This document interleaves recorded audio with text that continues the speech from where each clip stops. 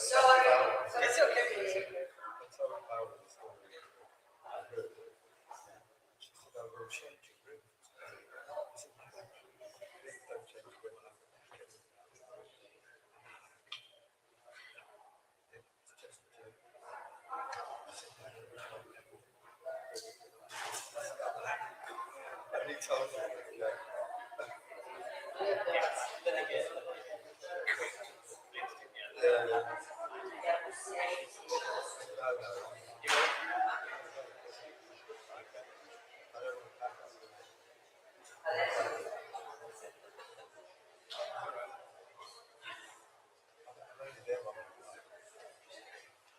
My wife just sent me a picture. My luggage is arrived. Oh, brilliant. Yes. Come to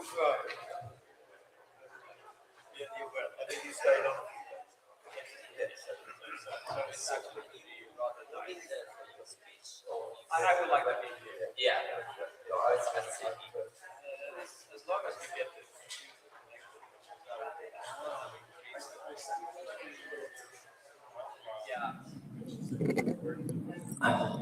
Troppo. Ma la diretta?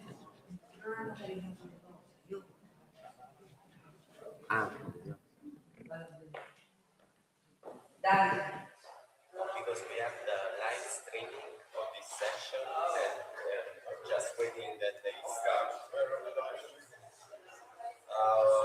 YouTube channel of the university and also our Youth of Prince channel. Yeah.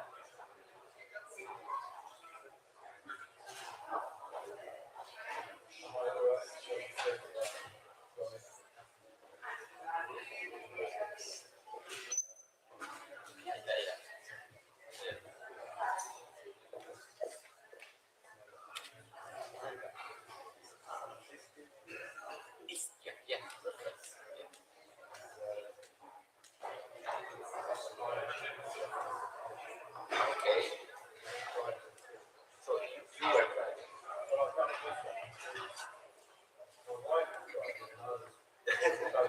If I was driving.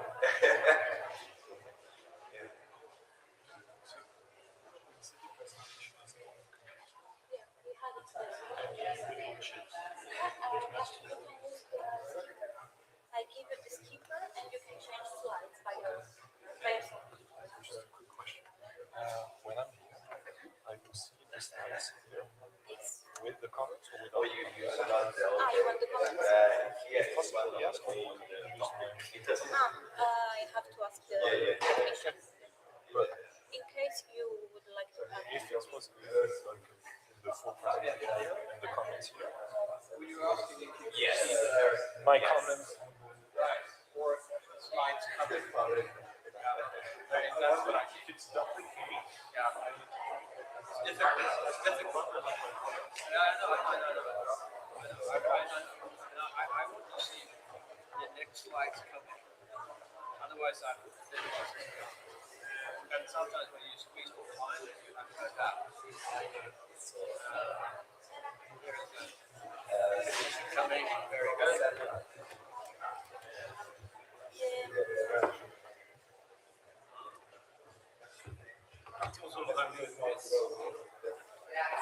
Yeah.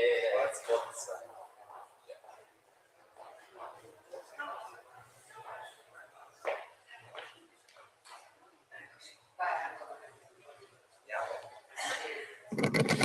Okay, good afternoon. Welcome. I'm very, very happy and honored to welcome you again for this afternoon session. And on behalf of the entire organizing committee of this International Conference on Corporate and Brand Heritage. As many of you probably know, we as a research group really are passionate about this topic, and we have been studying it for years. So we are now really thrilled to see that it's gaining more and more attention, both from scholars and also from companies, as we saw this morning from the roundtable session. And as also we noticed by the huge number of submissions that we received for this conference in a very short time that we opened the call. In organizing this conference, we set the goal of bringing together a community of scholars that now are working on this topic of corporate and brand heritage, creating an opportunity for meeting, reflection, discussion that we hope can become something like a regular event. So our aspiration is, in fact, to gather annually this community of scholars in a different venue, probably, and to reflect on conceptual, empirical developments of this topic, and also fostering a cross-fertilization across different analytical perspectives. This session, this plenary session now is an excellent example of this possible cross-fertilization between different analytical approach and perspective. I want to thank our keynote speakers for accepting our invitation, even if it arrived in a very short notice. And as I was saying, we will have an excellent example of possible fertilization of different perspectives. We will start with Mats Urde, that will focus on how to build an heritage brand. And then Fabien Pecot will focus his attention on the perceptions of customers about the heritage claim. And finally, Michael Rollison will illustrate how to use the method and historical perspective in this kind of corporate and brand heritage analysis. So I don't want to use any more time, and we will have at the end of this keynote the possibility of a couple of comments or questions, if any. So let's start with Mats. Thank you.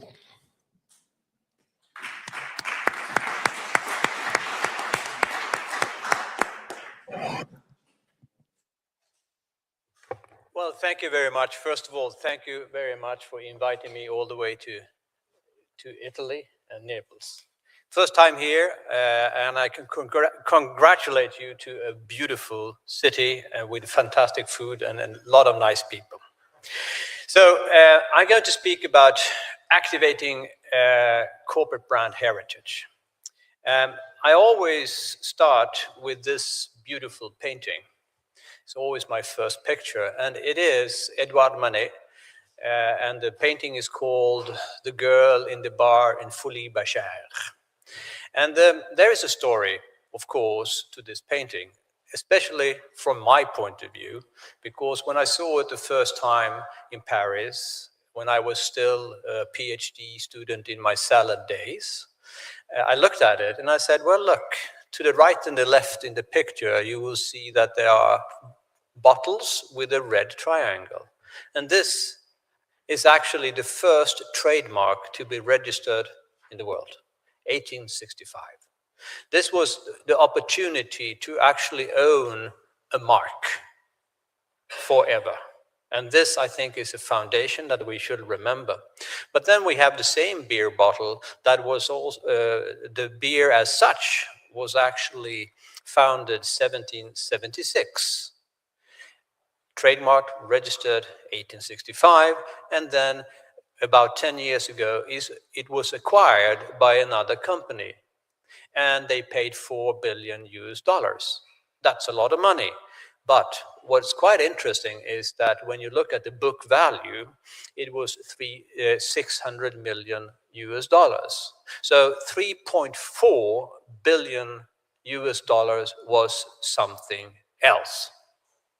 So my lecture today will be about something else. And I think also another reminder is that, okay, fair enough, the Bass beer, it's called the Bass beer, has been around a long time. But does that automatically mean and imply that you will have a strong brand? And my answer is probably not.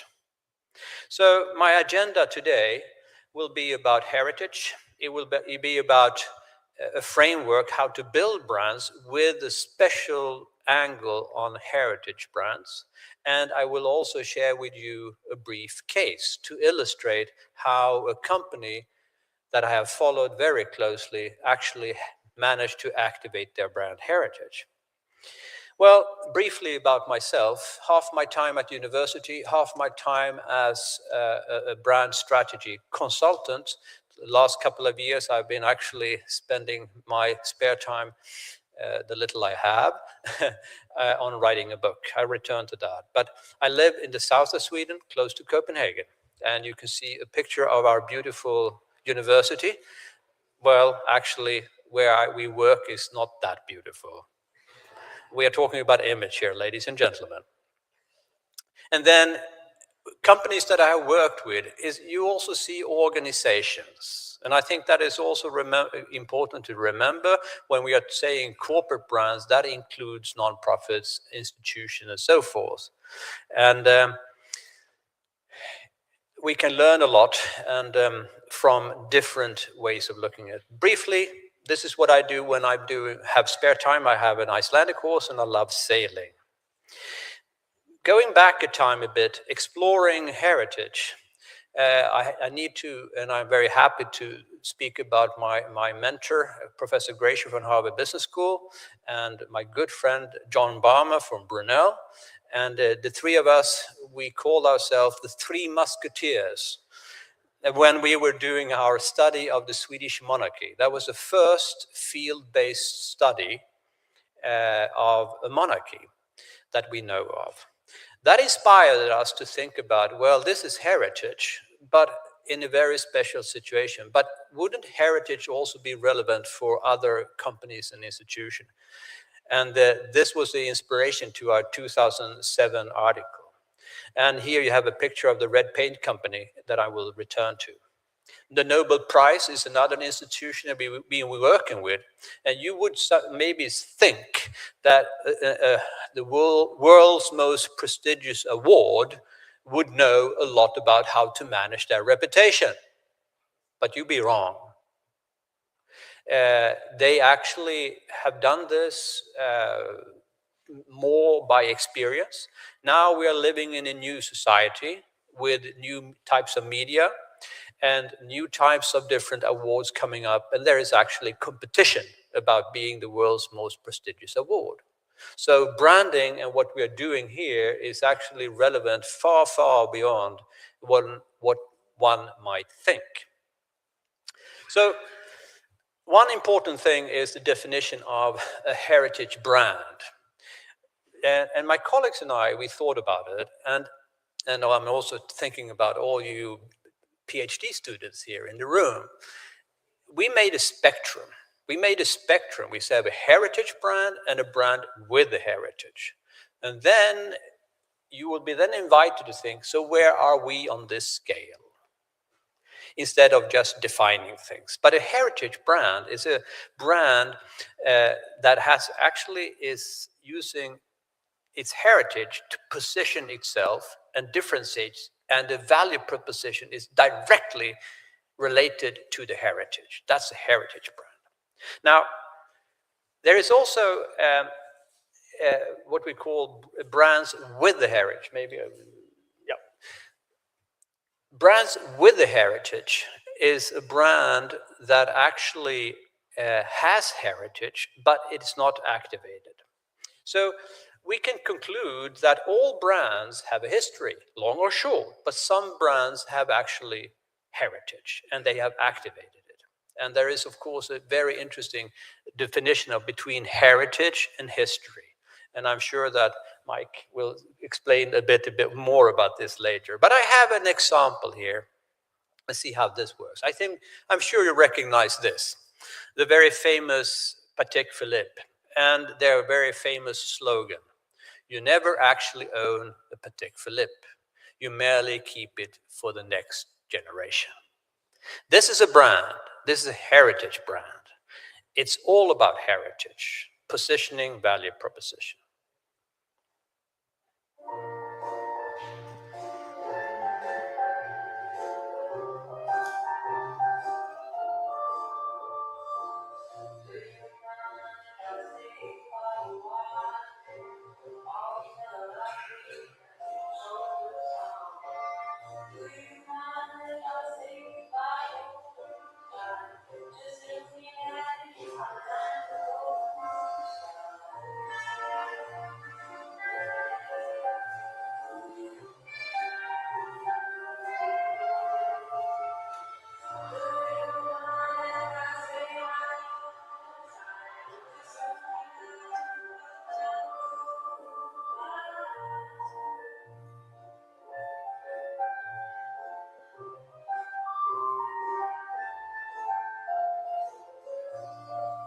The famous slogan. Now, there are other brands, there are other fine watchmakers in the world. In Switzerland, we find Tiger. But they have chosen not to activate their heritage as their main value proposition. It's part of their value proposition. It's like a legend of innovation.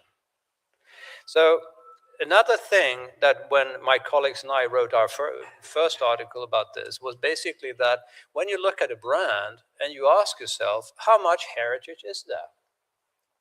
We came up with this simple framework, and one question to ask, and that we will later discuss in one of our sessions today, is what is the role of longevity? For how long have we been around? Well, that is of course important. What about the core values? Do we have core values, and what are they? Have we symbols that we have used for a long time? Is history important to us within our organization? And then track record, an interesting concept. How have we lived up to our promise over time? And then, of course, we have the mindset of management and leadership.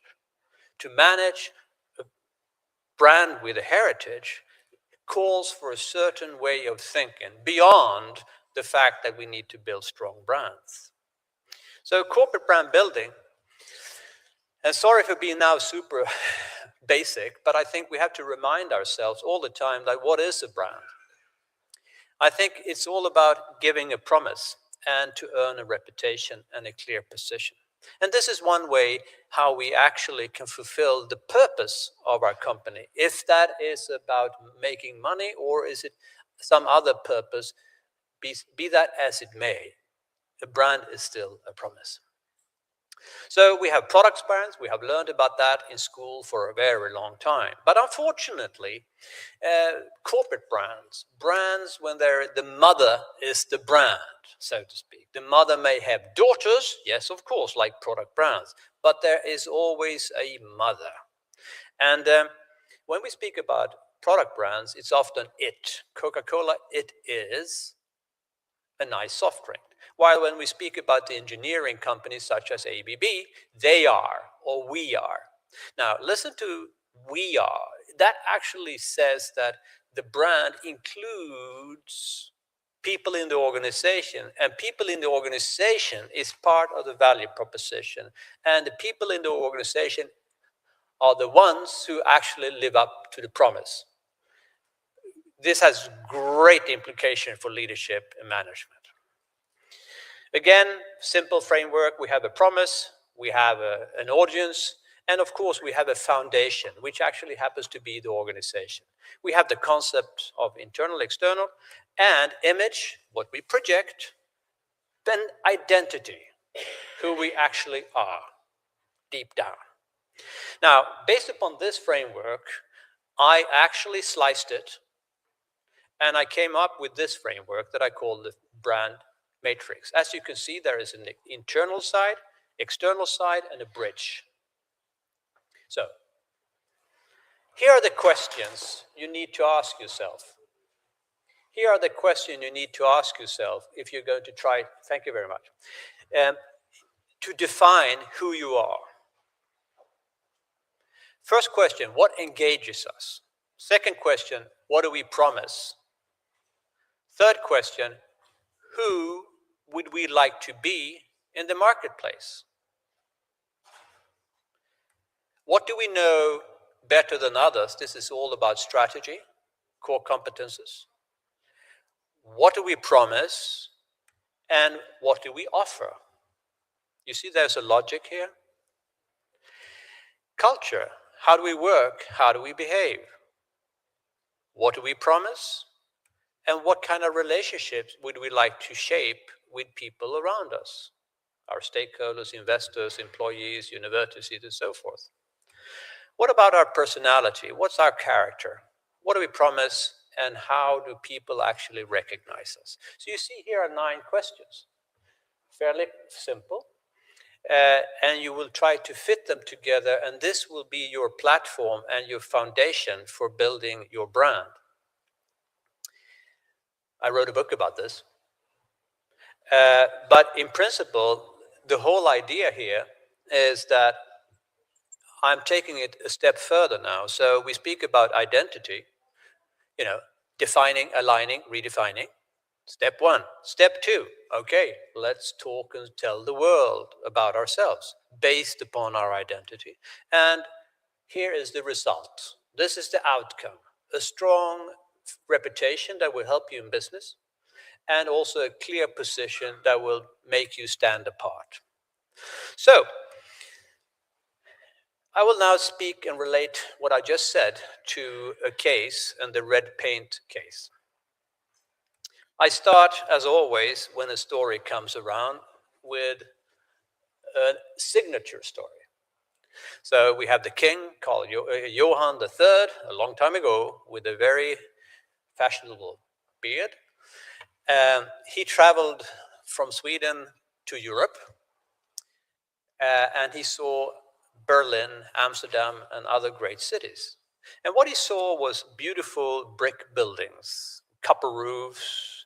It looked very, very nice. Returning to his own kingdom, he saw these old wood houses that did not really impress anyone. And by the way, they were rot and so forth. So it was not good economy for the kingdom. So he said that he wanted a red paint, a paint that would protect the wood and it would look like brick. Look like brick. So, and if you travel the Swedish countryside, you will see a lot of red and white houses. Here's an old copper mine dating back to the 1100s. And here is the letter, the founding fathers, the king, the bishop, and some other wealthy men. And there is now a UNESCO heritage. Today, there is still actually production going on. Surprise, surprise. And what they do, they take mineral, they crush it, and they heat it, and out comes a pigment. Here's the pigment, the red paint pigment. And one of my good friends, he became the CEO of this heritage company. And he said, Mats, life is not so great. I have a great responsibility now because look, the company is actually going bankrupt. What can we do? And he said, Mats, look, it's a nightmare. This is a marketing nightmare. We have products with poor quality. We have a category where nobody is investing in advertising. We have a category where the retailers are using our products to lure customers into the stores during spring, lowering the price. Nobody knows what it costs. So he said, this is a true nightmare. Product quality, promotion, etc. So they started by saying, let's look at the business model. And I used this case because you said, wasn't this about branding? But ladies and gentlemen, actually, if you're looking at the building of a brand, it is closely related to the business model. Very important to recall this. So what the executive team did in the red paint company was to let's start our own production. Next step, let's have selected retailers. Next, let's increase the price with 100%. That worked just fine because nobody knew how much 10 liters cost. And then finally, let's now trademark the product and the brand. And let's have a nice design of the buckets. Are we ready now? Is that a brand? Well, actually, no. I don't think so, because when we spoke with the people in the team here, we said that, well, is this going to be a brand, or is it going to be more like a product name? Like a generic, just red paint, simply. Next question was, are we going to be a product brand, or are we going to be an organizational brand, a corporate brand, meaning a we brand? And then, is it all a paint? Is it about function, or is it also about emotions? And then, what are the different values we can associate to this product? So these were the management questions. And then I said, well, I'm from the south of Sweden, so I have to say that I do not really understand the heritage of these red and white houses. They are more up in the north. And then my friend Johan, there was a name not of the king, but also of the new CEO, as it happens. He said, look, I will show you now some slides of pictures, so you maybe will understand what it is all about. And there is also some music I will play, and I will replicate this the best I can, all right?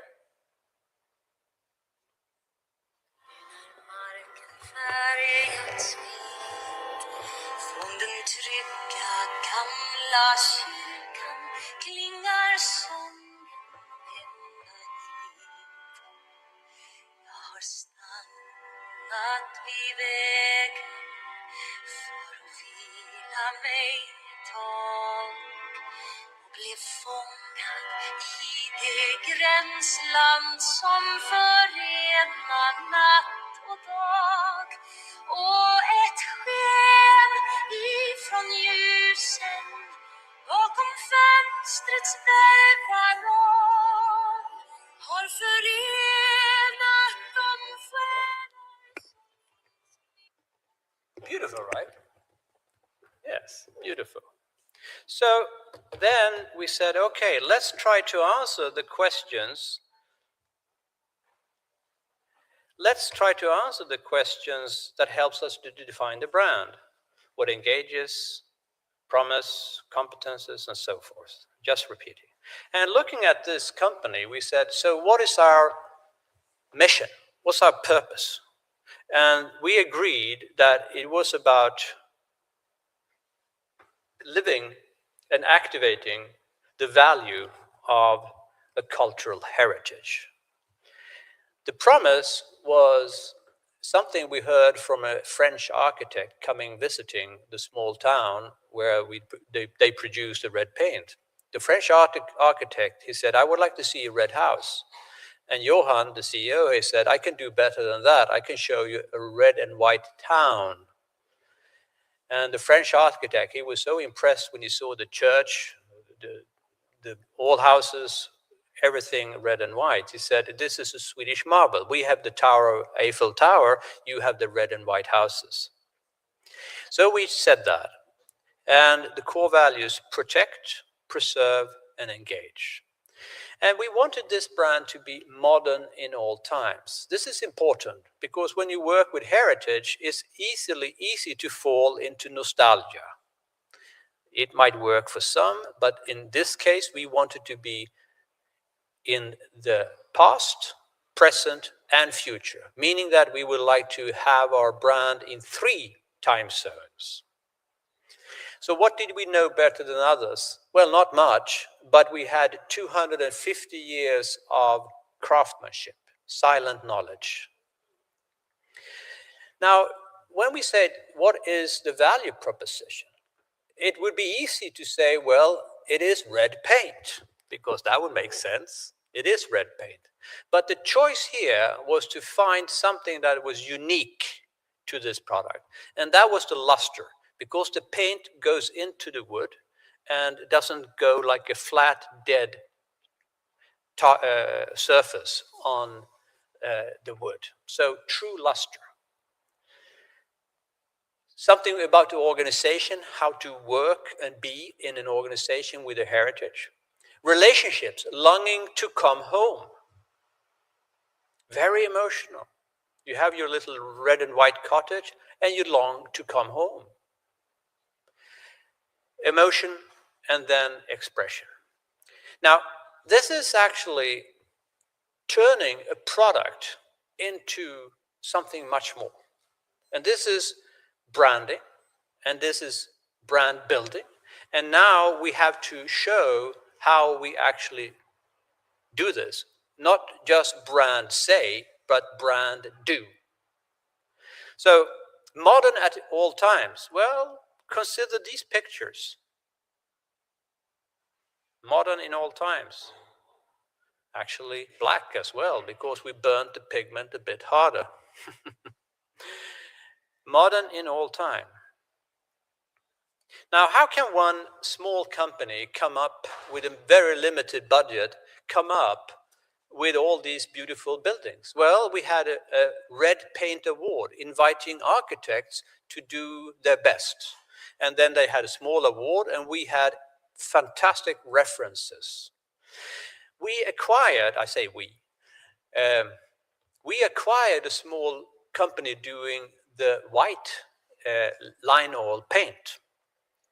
We created a beautiful blanket to illustrate the brand. It's all in wool, illustrating the brand's character. And then we started to communicate with different ways. We had new products. We started to use Instagram, and we asked people to upload pictures on what is true luster.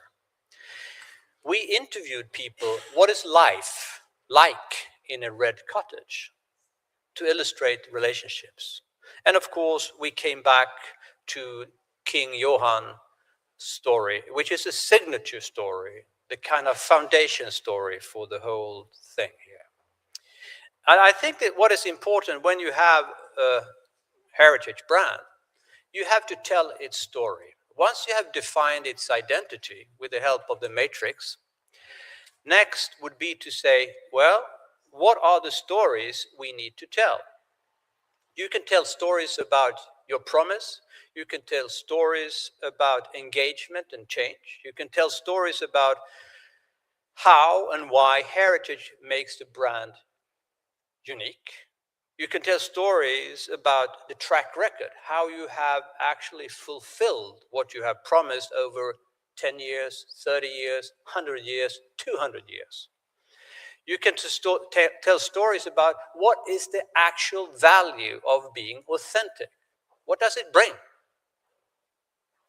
You can tell stories about people living the brand, employees and others. You can tell stories about what is it like to be part of history making. You are in a company where history is ongoing.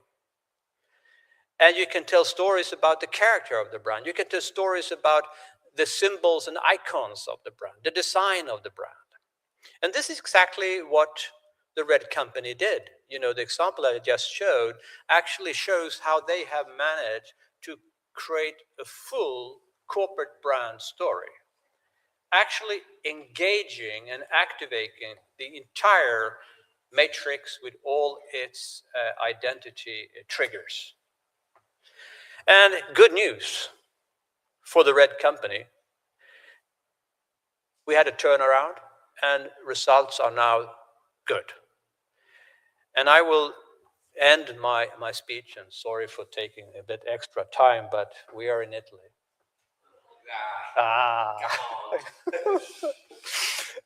So, sorry about that. You can hit me later, Angelo. No. Principles of brand leadership. I think actually the most important one is bringing the brand into the room.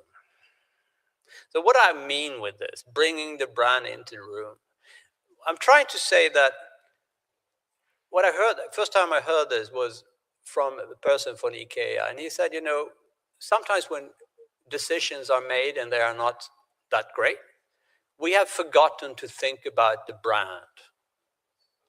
And to bring the brand into the room means that you, in your executive team, people around you, the entire organization needs to actually understand what you are doing. I mean, if you are working at the Mont Blanc company doing pens, you must understand, yes, we do pens, but they actually stand for something else. Or if you're doing red paint, you will understand, yes, we are producing a red paint, but it actually has an emotional dimension that is very, very important. So when I say bring the brand into the room, I actually mean this. I actually mean this. I mean, you have to think about the identity, how it is communicated, and also how it is perceived by the people around you. So that is reputation. And I know this is a big task. I understand that. But nevertheless, nobody said this was going to be easy. But I hope I have given you an overview that will give you a better understanding of what this might be. So I think we have to remember we are managing brands with a heritage, and there are 3 time zones. They have a past that we can activate. There is a present where we have to show why it's important, why authenticity is of value. And then we have to look into the future and say, how can we continue to be relevant with our offerings also into the future? Thank you very much. Thank you.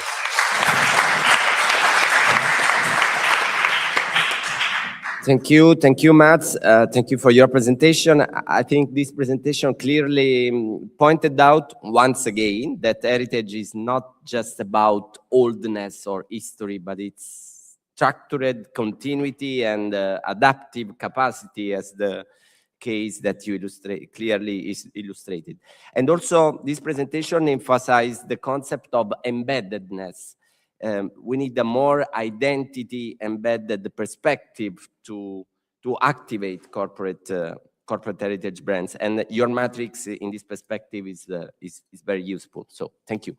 And now we can see how the customer perceive or react to this kind of strategy. So I give the floor to Fabien Pecot. Thank you. Thank you very much. And first, I'd like to start by thanking you, Angelo, Antonella, and Maria Rosaria, for it's the 3rd time I'm lucky enough to be in Naples, and it's always a wonderful experience. So thank you for inviting me. This second presentation is going to zoom in a way from some of the aspects that Mats has mentioned, particularly the expression of the stories and their relation to a certain value proposition. The funny thing is, I usually start my presentation with the painting as well, but not today.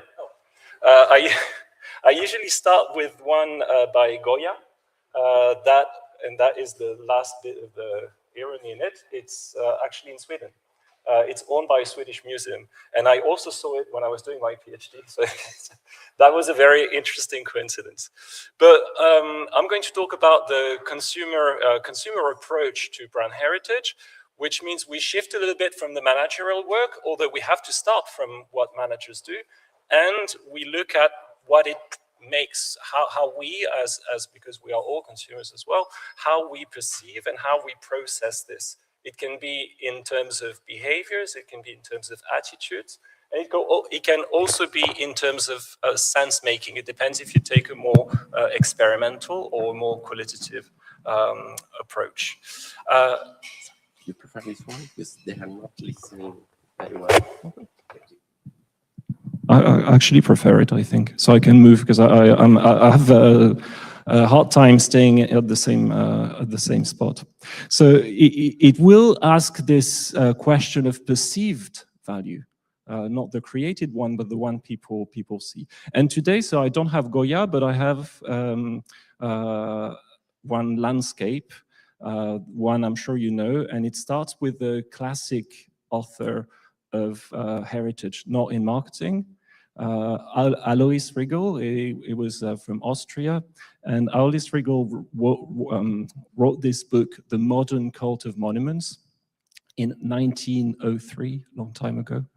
And it has been one of the most influential books when people think about heritage, because it served as the basis for the Athens Charter, then the Venice Charter, that themselves were influential for the way UNESCO thinks about heritage.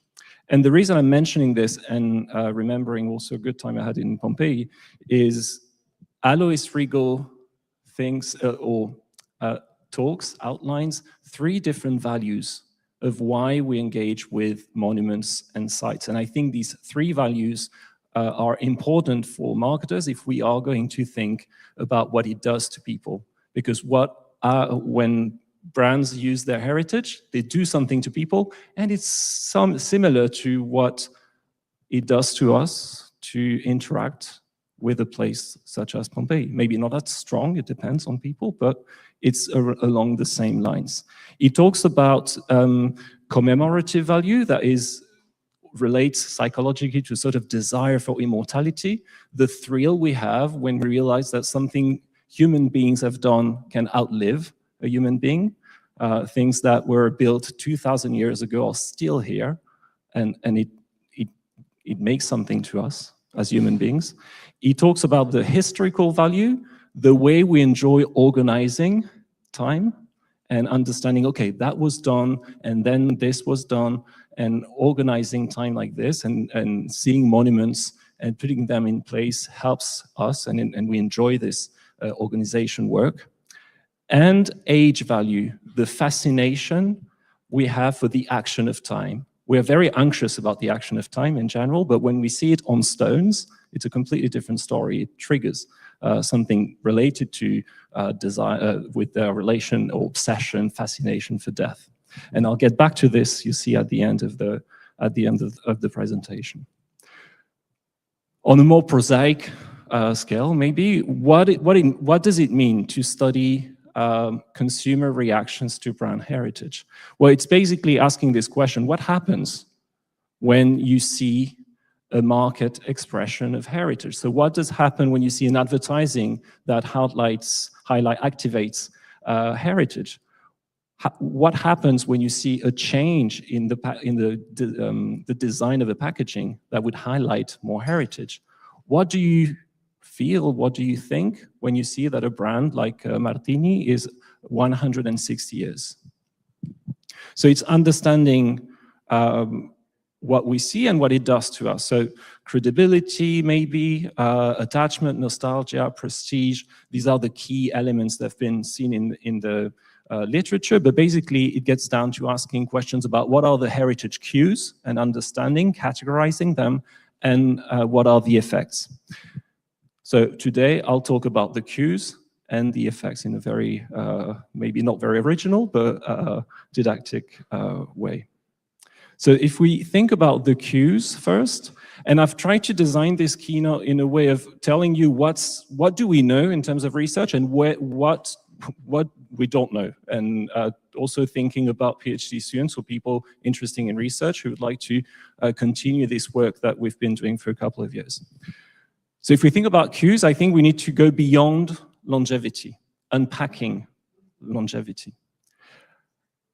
A cue first, and maybe the most obvious, is the date. Many brands use the date, like Heinz, and we know that the date has some effect. But what about this other example? Sometimes dates are not really about longevity. Sometimes they're playing with us. And I think it's a sign that we should probably go beyond just a date is longevity.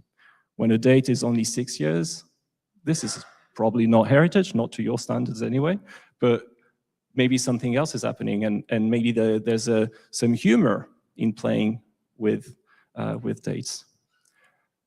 Another cue are narratives. We know narratives. You talked about stories, of course. This very famous Italian pasta brand, they tell their story behind. It's not the only one. Many brands like to tell their history behind the packaging. And we know that it works.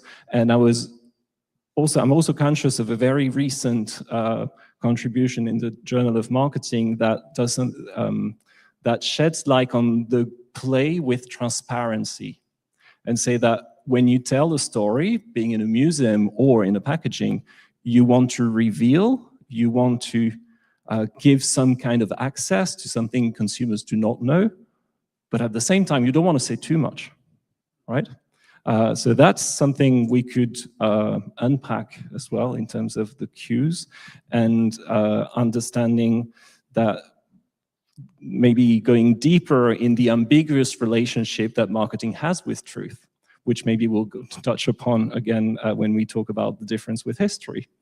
When we talk about cues, obviously the visual cues, because we, particularly when we like to do experiments in marketing, we love text because visual is a lot of noise, experimentally speaking. So we're more comfortable with text. But this is not how real life marketing works. Real life marketing is about image, is about visual communication more than text. So in this research, Mike Arthur and I were trying to look at the way designers translate heritage. When, as a marketing manager, you tell your advertising agency, I want the advert to show my history, how do designers then translate this into certain colors, certain shapes, ornaments, illustration, so on and so forth? And what we found, what was very interesting, is that they articulate these cues to tell different kind of stories. Sometimes it's about legitimacy, but sometimes it's about humor. Sometimes it's mostly about aesthetic, and sometimes it's purely nostalgic. Again, something to go beyond pure longevity. And finally, I think one frontier in terms of cues is the material aspect. It's very ironic. I find it very ironic. Then I remember who said this morning from this very spot. You reminded us that heritage starts with objects and then move to more intangible cues. I find it extremely ironic that in marketing we started from the intangible, and so far not many researchers look at the materiality of heritage in marketing. It's very recent that we ask ourselves these questions when we know that it is primarily what heritage is about. And to do this, if we are going to go in that direction, I think we can rely, fortunately, on designers. Designers do a lot of research on materiality. That's not a big surprise. And in marketing, the consumer culture theory has engaged heavily with materiality. We can probably take some elements to understand how that works. And, oops, sorry. And thinking about these cues, I wanted to share with you an idea. So it's really work in progress. It's something I built for this keynote, and it's very unfinished. It's only the beginning, but I think we can articulate the meanings of longevity, so legitimacy, humor, the different articulation of heritage with the different forms of the cue, and it could look like something like this. So very simple. I took one of my papers where the designers were talking about their assemblage of longevity, and another one distinguishing the cues of longevity with the cues of values. And I was thinking even the values we could go beyond, because values is a very broad category. We could talk at the very least about progressive and regressive values, and that would be a different way of articulating heritage. And we could cross-analyze this with textual cues, visual cues, material cues, and getting to some kind of table like this. Particularly if we start adding more than these two papers, that the first one I could think about, I think we would have a better idea of what the cues for heritage are and their diversity. We could probably categorize them. I see a lot of interesting stuff coming out of this. That's for the cues. Then if I talk about the effects, what do we know about the effects and what could we explore next? I think the usual suspects are cognitive and affective. It's very basic in marketing, and we know that It's been very well documented. When you show heritage cues to consumers, they tend to believe the brand has some kind of credibility. It's been also proven in psychology. The challenge, I think, now is to identify more moderators.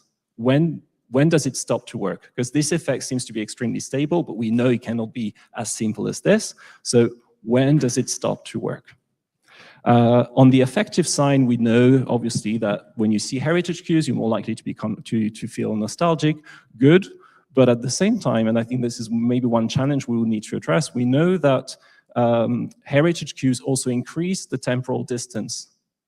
And we know that the temporal distance reduces the effect that we know from psychology, I mean. How can we solve this? I think this is an interesting question, as well as cross-cultural. I was very happy to see that there's more data collection in other countries. I think more cross-cultural research on this point would be very interesting. If we look beyond this, one of my favorite things at the moment is to think about social consequences. And look, I didn't plan for your example on Patek Philippe. I'm happy you did. It gives even another connection between our presentations. I think we should build more on sociology, and I know as someone who does a lot of experiments that this is not what my colleagues like, but I think we should, because only thinking about Bourdieu's distinction, but also the enrichment to the Boltanski and Esquerre book 6 years ago, I think there's something to dig in, because we know that in sociology, we know that the past, expressions of the past strengthen relationships. We know that it's heavily used in older aristocratic families to educate children about their lineage, about their position in society. We know that companies use it. I think we could go beyond in looking at the role of heritage brands in status signaling. We could go beyond in the transmission, the way, like Patek Philippe, the role that these brands play in transmission strategies, and the enriching of products with heritage stories as opposed to other kind of stories, I think is also a very promising avenue. A few others, if we're going to, in consumer behavior research, we typically look at the main effect, then we try to explain this effect, and then we're very interested in moderators. Again, when it stops to work or when it works differently. And there's a lot of research on moderators, boundary conditions at the consumer level. So we know that when people are more interested in the past than in the future, they pay more attention. Okay, not a big surprise. But what about what I find more interesting, also managerially speaking, are moderators that are due to a managerial action.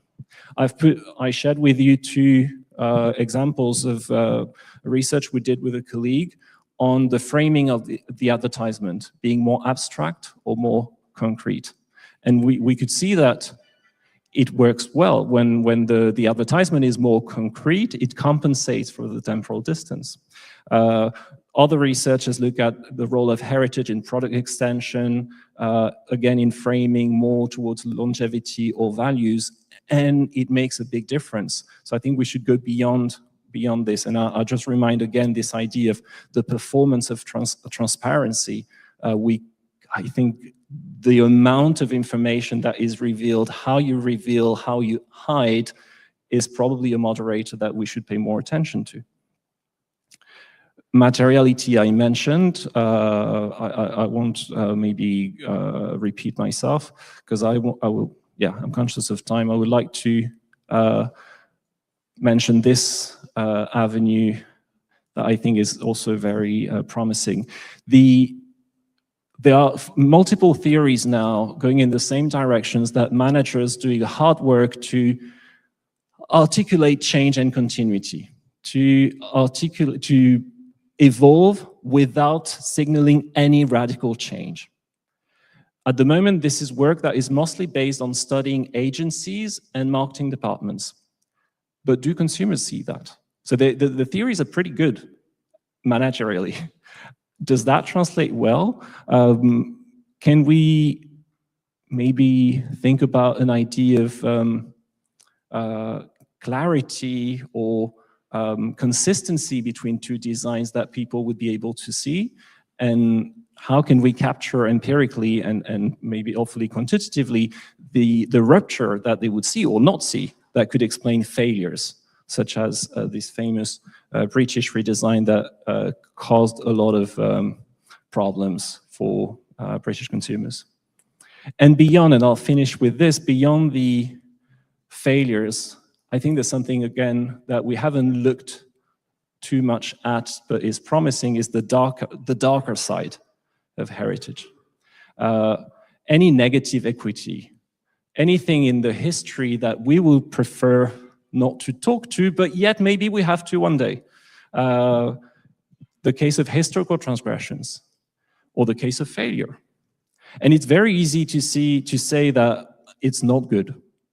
If something bad happened 50 or 70 years ago, it will carry a negative equity. But at the same time, and I think that was my suggestion for further thought, there's something created in Sweden, Museum of Failure, that is extremely successful. So we have some interest in failure. And the picture at the top is from a French photographer that visited Detroit to capture decay of this great city. And he's selling these photography very expensive. Because why? And I'll get back to my introduction with Alois Riegel and this historical value, the interest, fascination, maybe morbid attraction we have for failure, decay. So I think even maybe the dark side of heritage might not be so negative after all. It might be more complex than just saying it's negative. And I thank you very much for your attention.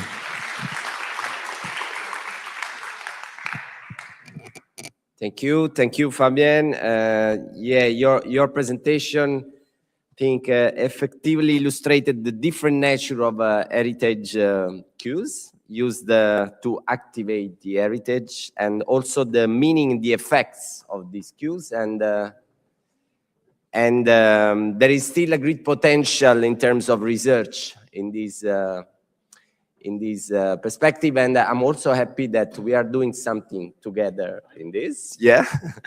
But now we are moving to the last presentation. I guess somehow Michael Rolison will connect the dots between the previous presentations.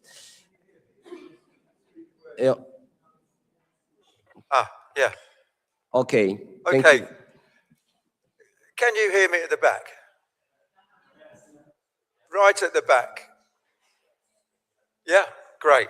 So I'm okay with this. Okay, well, I'm a professor of management and organizational history, emeritus professor, in fact. So I could take up the invitation because I didn't have to rearrange my teaching. So thank you for the invitation to Napoli. I got the taxi from the airport to the hotel yesterday, and the driver told me it's just Napoli. And it came back to me years ago. I have been here before on my way to Ischia, and we picked up the hire car from the airport. And I can't remember whether my wife was driving and I was like that, or whether I was driving. Anyway, we got there. But seriously, this conference reminded me of a paper that I wrote over 20 years ago about a historic turn in organization studies. The idea that there was more interest, increasing interest in historical research in organization studies, which is my field. The paper was really arguing that organization studies thinks it's becoming more historical, but if you look at it closely, it's not really as historical as they think it is. So the paper was kind of ironic. Ironically, it turned out there was a historic turn underway, and not long after that, other theorists came up with concepts like rhetorical history, which has really taken off, possibly also in relation to corporate heritage. So there is a historic turn well established in organization studies. But we also thought that there is more interest in representations of the past, in heritage, for example, in rhetorical history. Most of the papers, if you look at them closely in rhetorical history, they're about representations of the past, representations of history, the uses of history, but they're not often based on actual historical research. And our interest was in historical research. In fact, what we were interested in were representations of the past in the past. And historians are very interested in that. How did people in the past think about their past? And I wonder if that's something that's underway in the marketing field.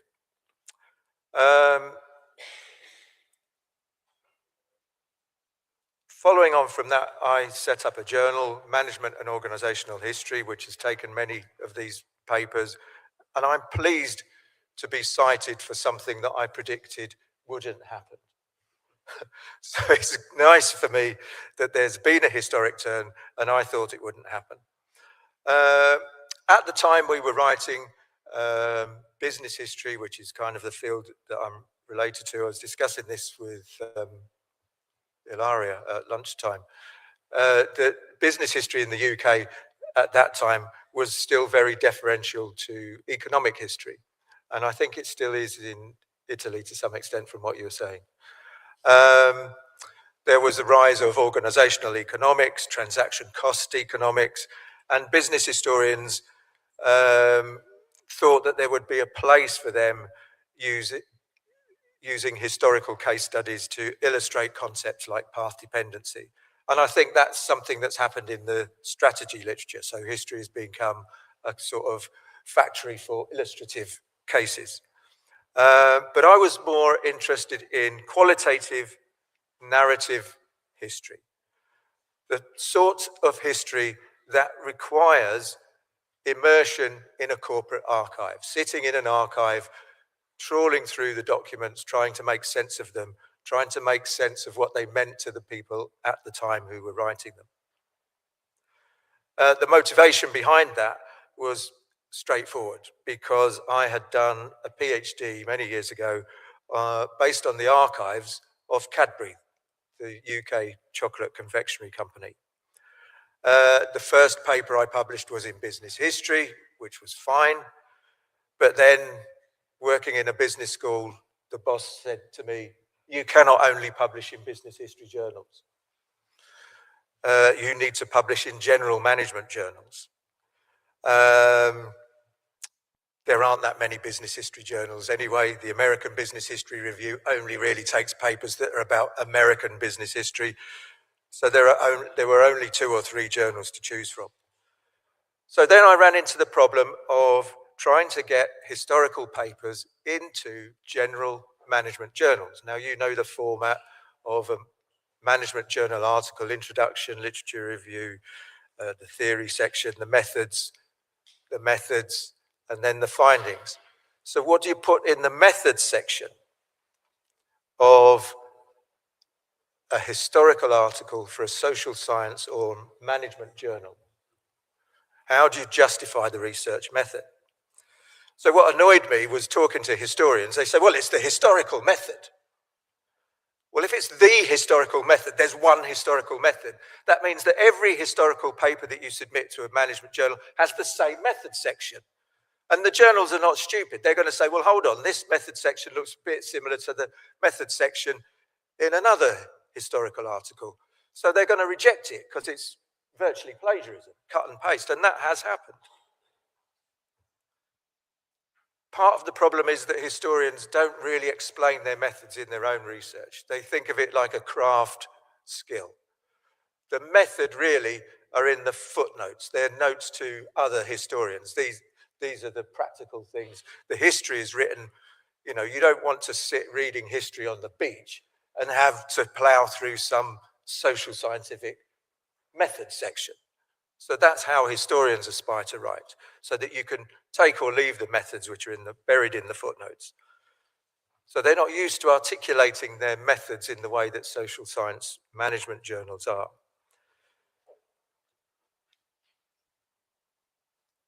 So historians would think it was pointless to articulate the method.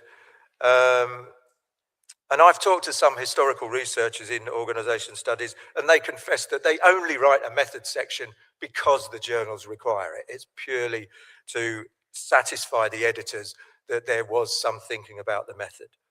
So I decided that a better approach would be to try to figure out some alternative approaches to doing qualitative historical research, so that the method section could then say, well, I could have done it this way, but I decided to do it that way. So you'd articulate your methodological standpoint within a range of possible historical methods.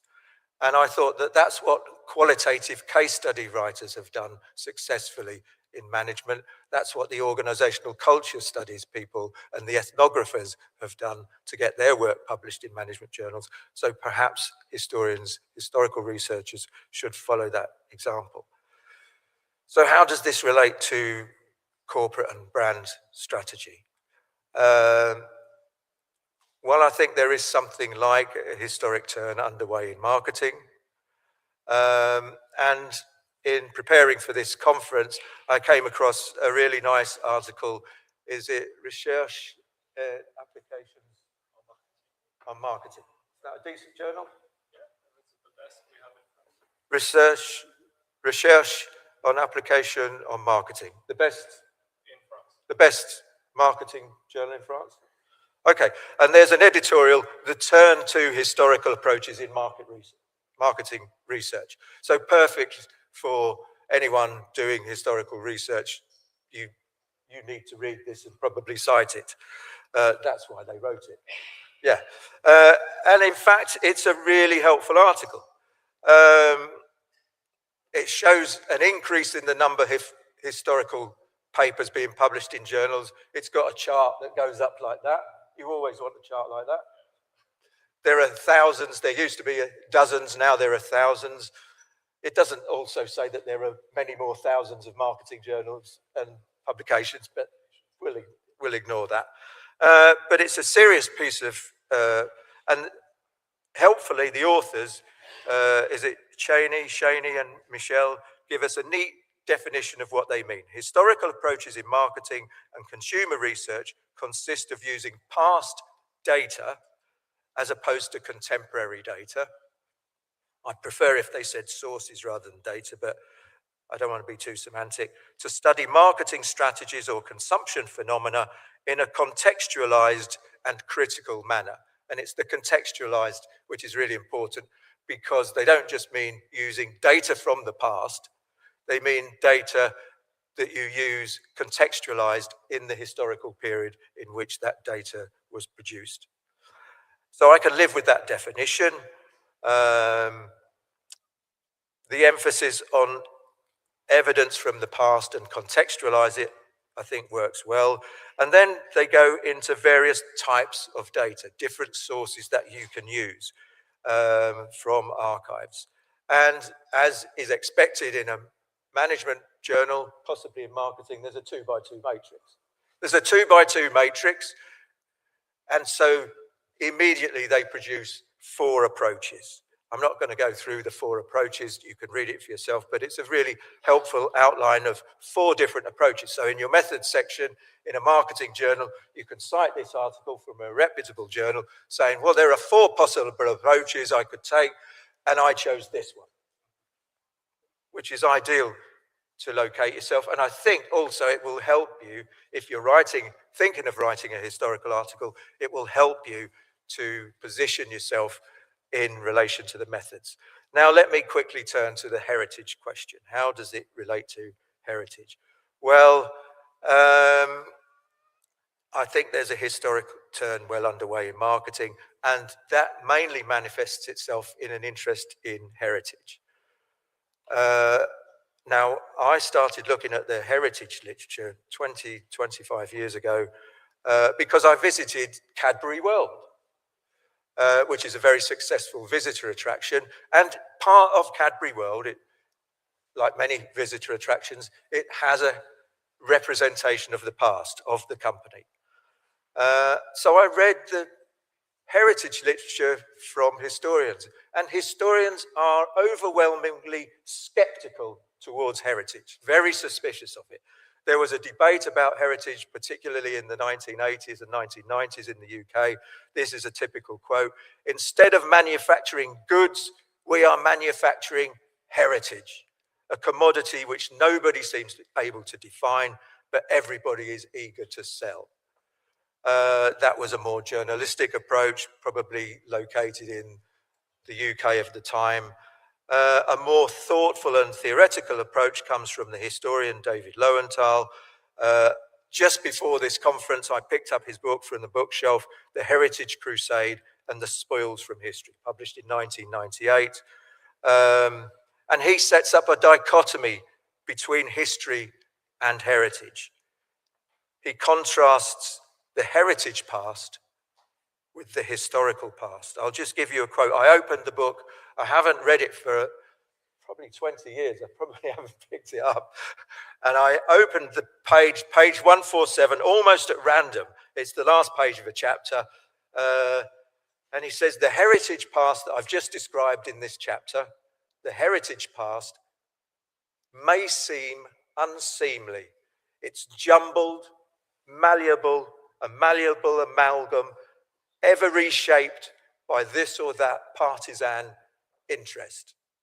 Flying in the face of known facts, it's opaque or perverse for those who don't share its faith. Those who do share it, though, find heritage far more serviceable than the stubborn and unpredictable past that's revealed by history. So historians are very skeptical towards heritage. They were then, I think they are now. So I went round Cadbury World looking for the potential conflict between corporate heritage and the representation of history, especially in relation to the management of labour, because I'd just spent 4 years immersed in an archive. So I felt, well, I know the history. Now I'm looking at the corporate heritage, the corporate representation, but I don't think many people do that, and I'd be very pleased. I'm looking forward to the sessions today because I see there's many mentions of archival research, but the historians come to heritage with a view that this is Disneyfication, this is McDonaldization, whatever. Okay, thank you. Can I just say, thank you. I asked you to remind me at 5 minutes. Yeah, but you were perfectly on time. Yeah. I was, but I'd like to remind the audience that we have to be very disciplined. I've worked out you've got 15 minutes. Yes. So everyone must be on time, please.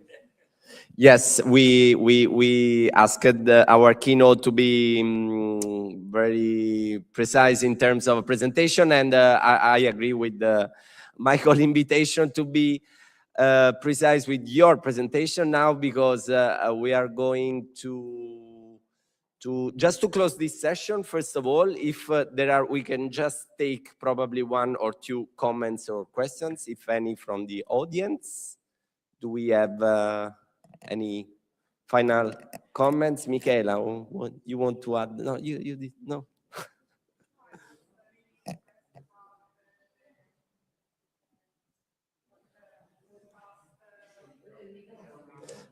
Yeah, micro.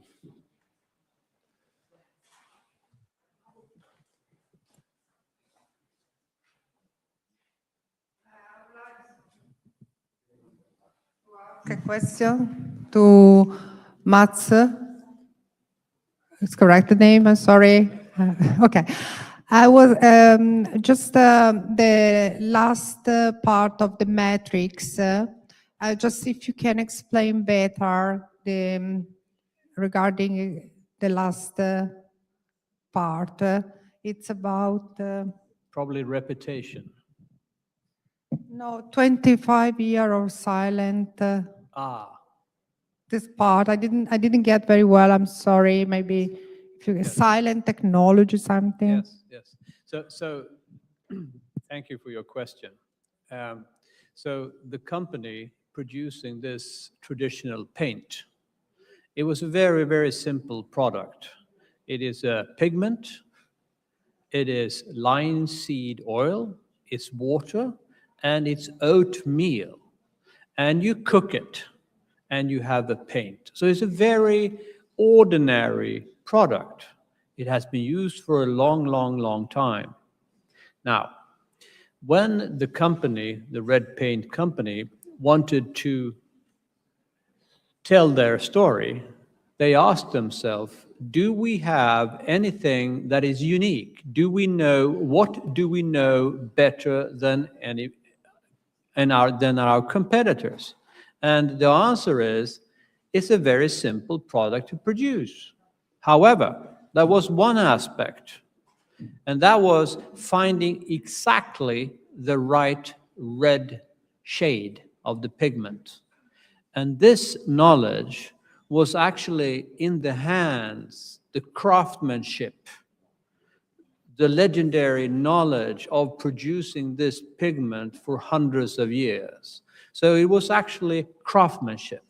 It has nothing to do with machines. It has nothing to do with technology. It was pure craftsmanship.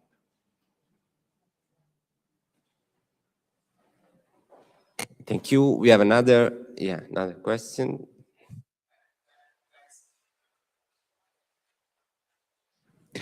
Thanks, Professor Mats, for your speech. I have a question. I was wondering, what do you suggest to the firms that have to, conduct the path, especially for the firms that today live the era of market diversification, to maintain their identity today? Because their portfolio products are very, very different. And sometimes I think that it's difficult for these firms that today live the era of diversification. So, in your opinion, what is the best path to conduct, this, observation of maintaining, identity and also at the same time longevity? And I was wondering to firms like Colors are as Amazon or something like that, from now to the next 50 years, for example. Thank you very much. I've been thinking, I'm not sure that this would be the answer to your question, but it came to my mind. I think one thing that we all can see is designed in California, produced somewhere else. And we are now in a situation, when I say we, I mean probably the Western world, where we have a long heritage, or history, or heritage, of actually having to produce things, knowing how to produce precision tools, producing the best cotton, producing food, I don't know, all the knowledge of actually producing, a bit like the red paint. I mean, what's in your hands and your mind and heart. Now, I think we are outsourcing things in a pace that is something to consider seriously, because when you detach the knowledge of producing things from the capability of managing your brand, meaning your image, your reputation, I think you are in trouble. That is my thought, and I would say if this was not the answer to your question, I'd be happy to speak with you later on. Yeah, absolutely. Thank you very much. Thank you. Maybe one final, if any? No? Okay, so thank you once again to our three keynote speakers, and now... Thank you. Thank you. Thank you. Thank you, Angelo. Yes, we are now moving to the parallel session. We have 6 different sessions, 6 different rooms. Paula will show us, will inform us how to reach. Yeah, the just different, logistical information. So room 1 is this one. You just stay if you are in room 1. Room 2, 3, 4 are in the other building. So you move, you can go into the church. There is an elevator, you take it and you go up 1 floor and you find your rooms. For uploading your slides, there is a guide there helping you to upload your slides on the laptop. Room 5 and 6 are on the ground floor, so 2 floors down with the elevator or with the scales. Thank you. Stairs.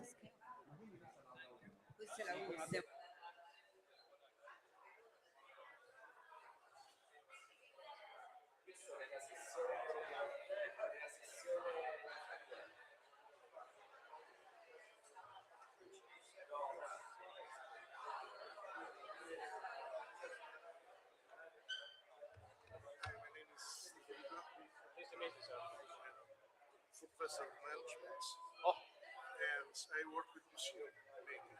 very Or interesting. exclusively. And so my question is, Museums. have you ever worked on a museum brand? Actually, yes. Yeah? Yes. I've been in contact with the Volvo Group, Okay. and they have established very newly more what they would call a corporate storytelling, I think. It's in the heart of Gothenburg. It's a beautiful building, and they tell the story of Volvo cars, Volvo Penta, Volvo buses. So, yeah, so I have worked with that, and I find it to be quite interesting. And we have also the Absolute Vodka Museum. Okay. It is also, I think, a very modern, approachable, a good example of how to tell a story. But of course, they are 2 very different products. Oh, yes, yes, yes. Yeah. You know, drinking and driving. They're connected. No. Sometimes. Yeah. In any case, I work as I teach and produce, and I work as a consultant. Yes. Strategy. Okay, very good. And so the branding, it's Yes, very huge. very important. And while in Italy, we are not really focused on this. Well, I've been to. In the cultural heritage. I've been to Modena with the Ferrari Yeah, Museum. yes. But It's nice. Sorry to interrupt you. Thank you. corporate consumer is very different from the other. Yes, it's okay. Allora.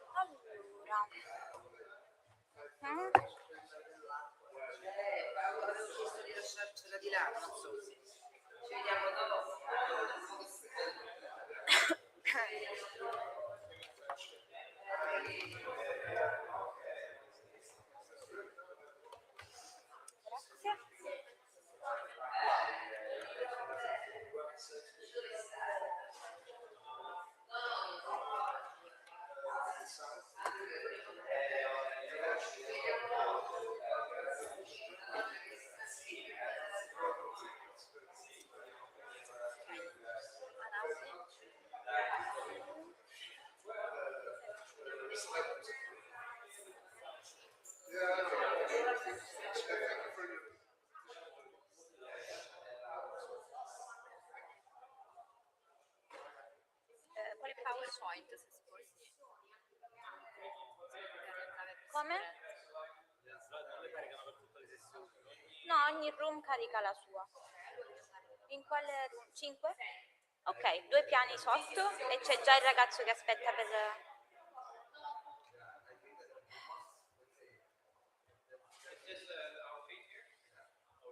Ok. Perfetto. Sì.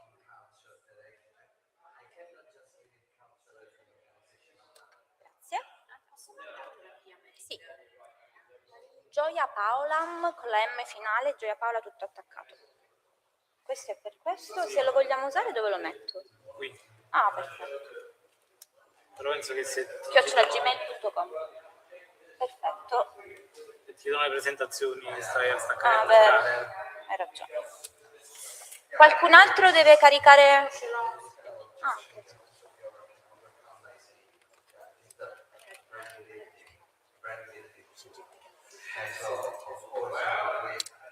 Allora, Napoli non ho tempi in PowerPoint, l'ultimo, giusto in PowerPoint. Sì, l'ultimo è PowerPoint. Ok. Sì.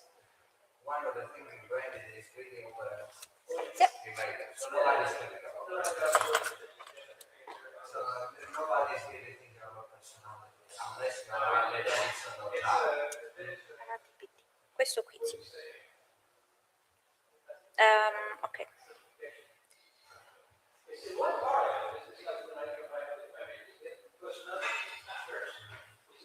Allora, voi sapete che numero siete in ordine? Non mi ricordo. Quindi... Ok. Le ultime quindi eravate 5 o 6 nella... mi pare 5 in questo. Sì, 5. Ok, e invece Martina è l'ultimo. L'ultima? Allora non è la prof. Va bene. Allora questo.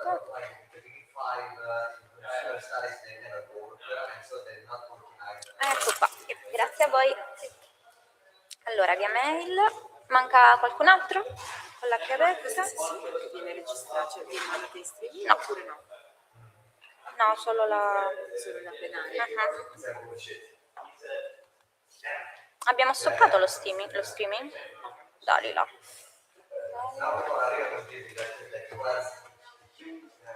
Marco, stai con me perché se mi chiamano dalle classi ti mando. Arrivo.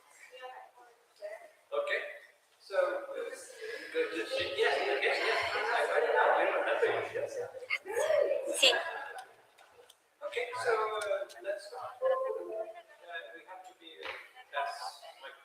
Eh?